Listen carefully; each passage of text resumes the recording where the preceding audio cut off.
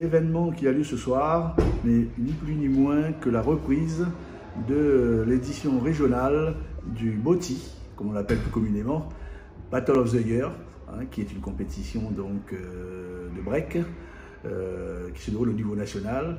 Et depuis maintenant 2016, nous organisons l'édition régionale qui permet de sélectionner les danseurs donc, locaux qui vont pouvoir représenter la Réunion lors de l'édition nationale à Montpellier au mois de mai. C'est un grand bonheur pour toutes les équipes de revenir. Malgré tout, il y a quelques, je dirais pas quelques dégâts, mais il a fallu remobiliser tout le monde, puisque pendant 2 ans, ça n'a pas été facile pour les danseurs, avec les salles fermées, les gymnases non accessibles, etc. Ça n'a pas permis effectivement à tout le monde de se préparer dans de bonnes conditions. Nous avons cette année 4 crews, alors qu'habituellement on en a 6.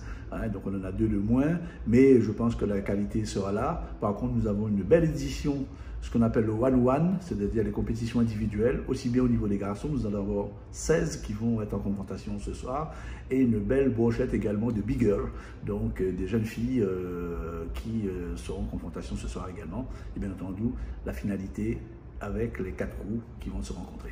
Cette année c'est exceptionnel, on a moins de crews, par contre on a beaucoup plus d'individuels. On a 16 individuels, même au niveau des big girls, on en a beaucoup plus cette année. Ce sont des amateurs ou des professionnels?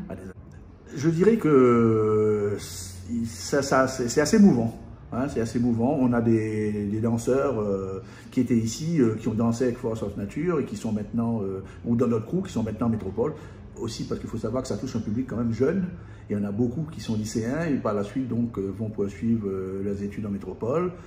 Dansent avec des crews métropolitains, et donc il y en a qui arrivent effectivement à avoir un très bon niveau. Mais c'est vrai que dans la breakdance, je dirais, il y a des compétitions nationales et des compétitions internationales. Alors parler du professionnalisme même de la breakdance, on ne peut pas dire que c'est encore à ce niveau-là. Ils envisagent pour Paris 2024 peut-être de reconnaître la breakdance comme un sport. Peut-être que justement le BOTY, ça va encore plus... Je dirais qu'effectivement, en 2024, la breakdance est considérée comme une discipline sportive.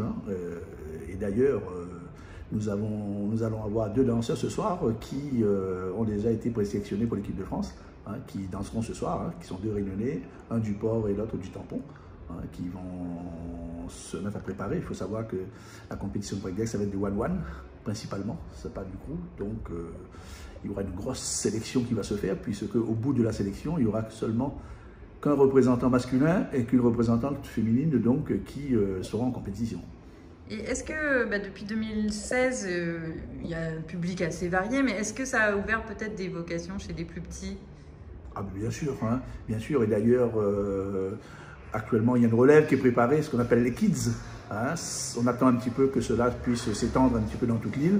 Il y a des régions qui préparent déjà bien ces jeunes, d'autres sont en phase un petit peu de sensibilisation et nous espérons et nous comptons bien pouvoir, dans les années à venir, pouvoir inscrire également des crews kids à la compétition donc, de la Battle of the Year à Montpellier, puisque au niveau national, ça se fait déjà. Et